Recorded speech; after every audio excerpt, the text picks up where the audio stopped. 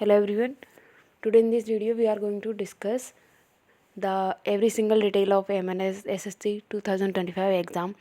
Many of you are asking कि ma'am किसी को डाउट है कि एग्जामिनेशन किस मोड में होता है, किसी को डाउट है कि एज लिमिट क्या होती है, किसी को डाउट है कि कितने टोटल नंबर ऑफ़ क्वेश्चंस आते हैं, किसी को डाउट है कि क्वालिफिकेशन क्या है, किसी को डाउट है कि सब्जेक्ट क्या है, कि सब्जेक्ट के कितने कितने क्वेश्चंस हैं।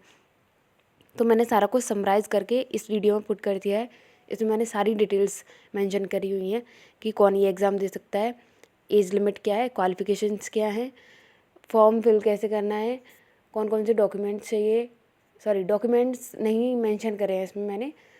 मोड ऑफ़ एग्जामिनेशन क्या रहेगा, हर एक क्वेश्चन कितने नंबर का होता है, कौन कौन से सब्जेक्ट आएंगे, किस सब्जेक्ट के कितने क्वेश्चन आएंगे। I have mentioned every single detail in this video, so watch it till the last.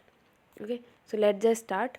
Who can give this exam? So I have already made a video on that कि जिसने BSc nursing कर रखी है, ठीक है, जिसने MSc nursing कर रखी है, या फिर जिसने पोस्ट बेसिक बीएससी नर्सिंग कर रखी है, only these candidate will be eligible to give MNS SSC 2025 exam.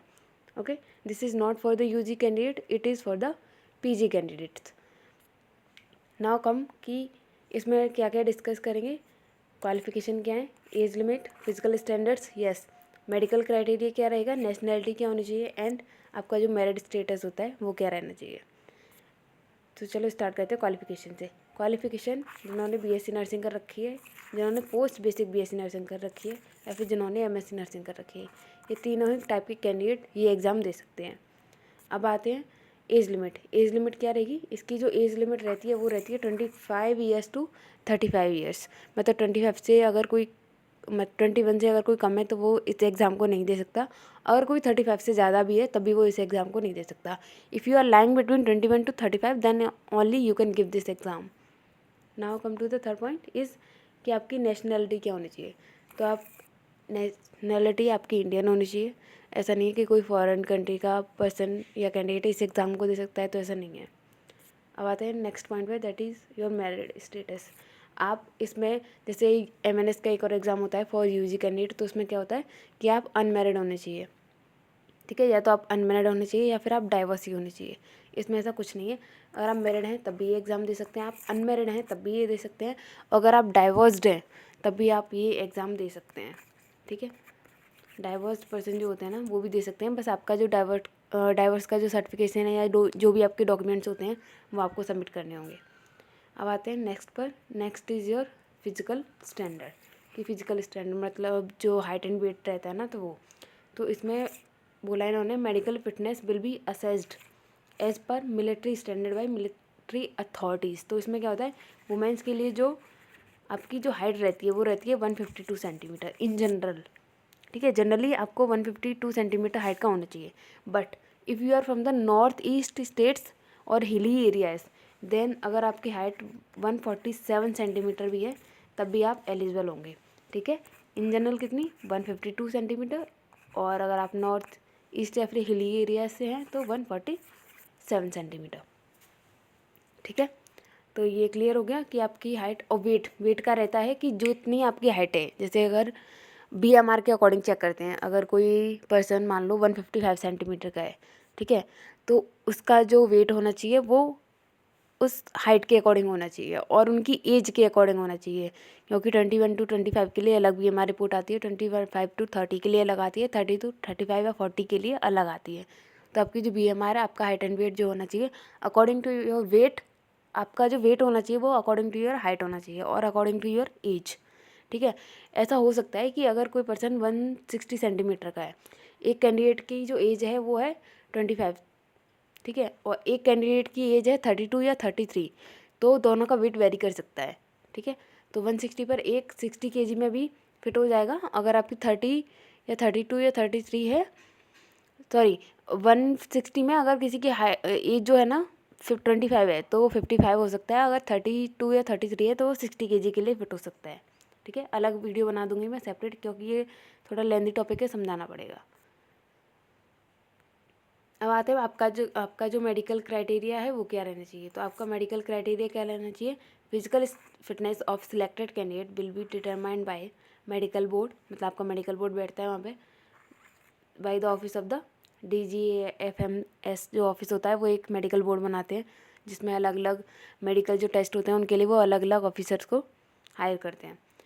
तो इसमें जो मेन मतलब वैसे तो बहुत सारे टेस्ट होते हैं बट इन्होंने कुछ मेन टेस्ट को मेंशन किया, जैसे आपका X ray of examination of chest होगा, आपका अल्ट्रासाउंड ऑफ एब्डोमेन होगा, ठीक है, will be done.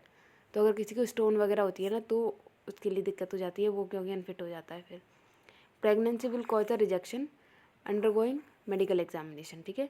Lady candidate will be considered fit 24 week after an uncomplicated vaginal delivery, 24 weeks after an MTP और abortion, 52 week following a caesarean delivery.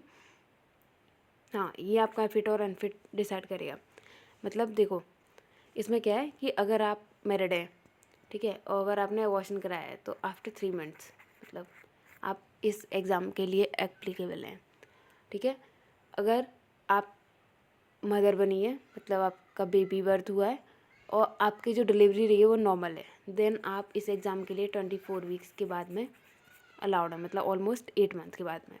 But अगर आपको delivery हुई, baby हुआ है and आपकी डिलीवरी जो थी वो नॉर्मल नहीं थी, ठीक है, तो आप फिर 52 वीक्स के बाद ही इस एग्ज़ाम को देने के लिए एलिजिबल होंगे, ठीक है। मतलब ऑलमोस्ट 1 ईयर मान लो कि अगर जैसे किसी का बेबी है और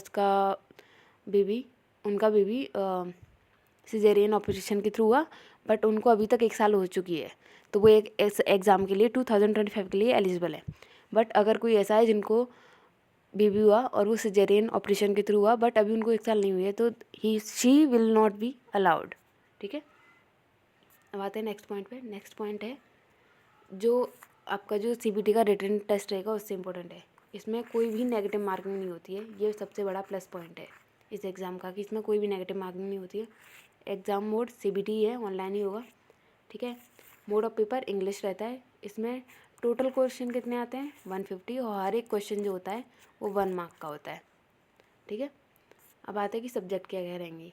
सब्जेक्ट आपका बेसिक नर्सिंग रहता है, आपका क्लिनिकल एक्सपीरियंस रहता है, जनरल नॉलेज रहता है and general English. Basic nursing के कितने क्वेश्चन आते हैं 30, क्लिनिकल एक्सपीरियंस के कितने क्वेश्चन आते हैं 100, जनरल नॉलेज के 10 एंड जनरल इंग्लिश के भी 10, ठीक है। और हर एक क्वेश्चन कितने मार्क्स का बताया मैंने आपको 1 मार्क्स। तो टोटल नंबर ऑफ क्वेश्चन कितने हो गए 150, मतलब आपका पेपर कितने मार्क्स का होगा टोटल 150 का, ओके। अब आते हैं एग्ज़ाम डेट। एग्ज़ाम डेट रहेगी आपकी मिड ऑफ जनवरी 2025। आपका जो ऑफिशियल नोटिफिकेशन आने वाला है इसी वीक में आ जाएगा, विद इन 1 वीक, ठीक है।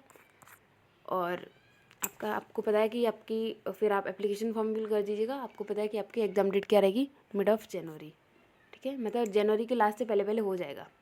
ये सारी डिटेल्स मैंने डिस्कस कर ली, जितने भी एग्ज़ाम से रिलेटेड डिटेल्स है ये सारी ऑफिशियली नोटिफिकेशन लास्ट ईयर के अकॉर्डिंग है, ठीक है। इसके अलावा भी अगर किसी को और कोई डाउट है then let me know in comment section, I will answer all the questions and share this video to the other candidate also. Like share and subscribe my channel. Thank you.